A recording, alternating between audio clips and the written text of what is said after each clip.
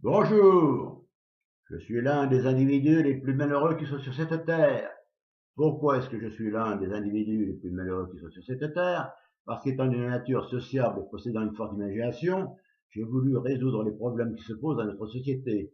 Et tout d'abord, j'ai voulu m'attaquer à ce problème que tous les dirigeants politiques connaissent bien. Je veux parler du chômage. Je dois dire que je n'ai pas attendu qu'il soit ce qu'il est aujourd'hui pour y penser. Je n'ai pas attendu qu'il soit ce qu'il est aujourd'hui pour y penser, puisque dès les années 1960, j'avais déjà imaginé un concept qui permettait d'éviter que les hommes connaissent le chômage. Or, à l'époque, le chômage était loin d'atteindre les chiffres que nous connaissons aujourd'hui. Je dois d'ailleurs dire que ce n'était pas uniquement pour éviter le chômage que j'avais imaginé ce concept, mais tout simplement parce qu'à ce moment-là, le monde était encore partagé par des idéologies. C'était encore la guerre froide entre l'Est et l'Ouest. Le monde, mais aussi les Français, étaient très partagés. Pour les uns, le communisme, c'était la société idéale. Pour les autres, le communisme, c'était une absence de liberté. Bien qu'ils n'en avaient pas encore la preuve, certains pensaient que c'était un système concentrationnaire. Ils n'avaient pas entièrement tort, mais la preuve n'avait pas encore été faite. Aujourd'hui, on sait ce qu'il en était. En matière d'idées, on définit généralement les personnes comme ayant une sensibilité de gauche ou une sensibilité de droite. Sur le papier, les gens de gauche seraient plus généreux que les personnes de droite. Dans les faits, ce n'est pas aussi simple, mais peu importe. Puisqu'il faut que je me définisse, je dois dire que j'ai une sensibilité de gauche. Ce qui ne veut pas dire que je vote systématiquement à gauche, je dois même avouer qu'il y a longtemps que ça ne m'est pas arrivé. Je n'ai pas beaucoup de sympathie pour les gens qui votent systématiquement pour un parti sans même savoir ce qu'il propose, et surtout si ce qu'il propose est réaliste.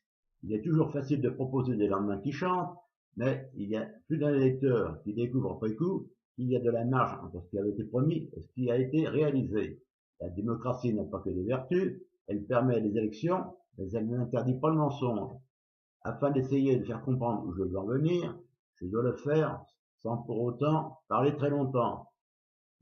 Puisque je dois bien avouer que si je n'ai pas beaucoup de difficultés à trouver des idées, j'en ai bien davantage lorsqu'il s'agit de trouver les mots pour les transmettre à ceux qui m'écoutent. À défaut de talents d'orateur, des talents d'orateur que je n'ai pas en raison d'une timidité et d'une émotivité qui me compliquent la vie et compliquent même la vôtre, même si vous ne le savez pas, j'ai passé à côté de bien des choses et je suis probablement pas la seule victime. Je sais donc pas faire de grands discours. En revanche, je possède quelque chose de beaucoup plus important. Ce quelque chose s'appelle l'imagination.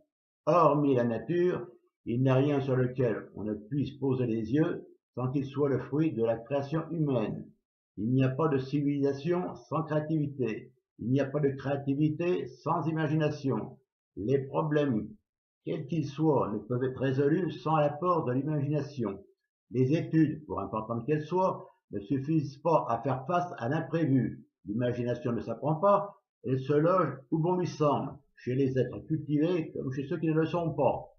Elle est irremplaçable, elle permet l'évolution et elle est la solution à tous les problèmes non résolus. Voici donc mon parcours.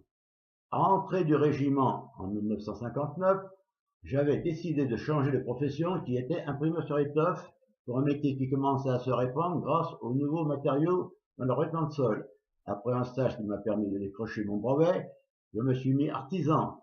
Je ne possédais pas de boutique, je travaillais seul en proposant mes services aux entreprises qui avaient besoin de moi. En général, l'été se passait bien. Euh, je ne manquais pas de travail, surtout au mois d'août, alors que beaucoup d'ouvriers du bâtiment étaient en congé. L'hiver, c'était beaucoup plus difficile, comme les matériaux à base de plastique sont difficiles à travailler lorsqu'il fait froid, et les chantiers rarement chauffés, il n'était pas rare que je reste un mois ou deux sans travail. En tant qu'artisan, pas de travail, pas de revenus. Lorsque je ne travaillais pas, j'écrivais. J'écrivais parce qu'étant une personne qui a de l'imagination, tout comme je suis une personne qui a le goût de la chose sociale, j'éprouvais le besoin de repenser la société. Je voulais la repenser parce que même si la France n'est pas un pays de misère, ça n'empêche pas qu'il y a bien des choses à revoir. Et si j'écrivais lorsque je n'avais pas de travail, ça ne m'empêchait pas de penser en travaillant. Or, lorsque l'on pense en travaillant, on travaille moins vite, donc on gagne moins d'argent. Mais je ne pouvais pas m'en empêcher, il fallait que je pense à mon concept. Il m'occupait l'esprit en permanence. Je suis donc resté artisan 15 ans, puis conscient qu'il viendra un moment où j'aurais du mal à continuer ce métier qui était fatigant et qui me permettait de gagner ma vie que de façon très moyenne, et de profession avant qu'il ne soit trop tard pour faire du gardiennage. Et que croyez-vous que je faisais en faisant du gardiennage? Évidemment, j'écrivais. Il m'arrivait d'avoir du temps libre puisque je faisais des gardes de jour et de nuit. Il m'aurait été facile de travailler au noir, mais non, je passais mon temps libre, à noircir du papier. Il m'était arrivé d'envoyer des manuscrits à un éditeur. Naturellement, j'avais fait taper le texte par une personne sachant taper à la machine et écrivant sans faute, du moins je le pensais. Il m'est arrivé de retrouver des manuscrits car j'en avais fait taper plusieurs à des dates différentes par des personnes différentes. Et à chaque fois, naturellement, ça me coûtait un peu d'argent. Mais ça n'avait pas d'importance. L'important, c'était que l'on comprenne, que l'on me comprenne. Et lors, je n'ai pas réussi à être édité. C'était aussi pour faire connaître mon concept que j'étais allé dans la franc-maçonnerie. C'était encore pour faire connaître mon concept que je voulais entrer à Mansart. Je dois dire que j'en ai souffert à crever. Ça ne devrait pas étonner les psys que ce concept ait eu autant d'importance à mes yeux. Les psys que je ne porte pas dans mon cœur. Non seulement ils m'ont laissé souffrir, mais ils sont responsables de ce chômage dont je ne sais entendre parler. Il paraît que le gouvernement fait de son mieux pour lutter contre ce fléau. Des gouvernements, j'en ai connu quelques-uns, qu'ils soient de droite ou de gauche, ils n'ont pas fait des merveilles. Je suppose qu'ils n'ont pas besoin de moi. Il est vrai que le citoyen lambda que je suis n'a pas fait d'études particulières, mais je suis convaincu qu'il n'est pas nécessaire d'avoir fait de brillantes études pour avoir de l'imagination et du bon sens. Je suis un humaniste qui a passé sa vie à essayer d'apporter quelque chose à ses contemporains, mais personne n'a essayé de le comprendre. De plus, il y a un salaud de psy, sans doute un freudien, qui a eu le culot de me demander s'il m'est arrivé de m'oublier une fois.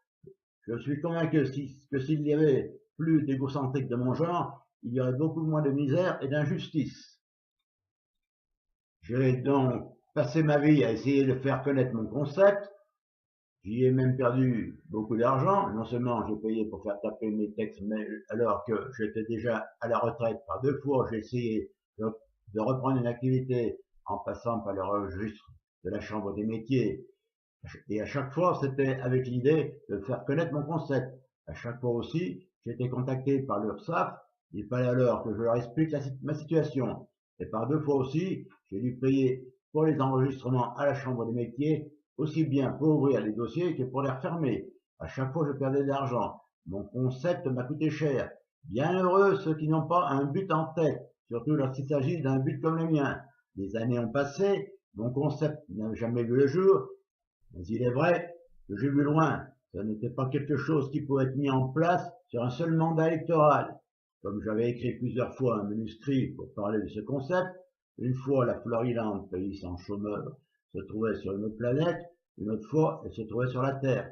L'essentiel, c'était de faire réfléchir le lecteur, mais jamais je n'ai réussi à me faire éditer. Je vais m'arrêter là au sujet de ce manuscrit, mais par la suite, avec l'apparition d'Internet, j'ai créé un site. Un peu plus tôt, en 2001, c'était sur les newsgroups que j'écrivais sous le nom de Collerman pour y parler de mon concept et aussi pour y régler des comptes. Mais tous mes efforts n'ont servi à rien. Voilà.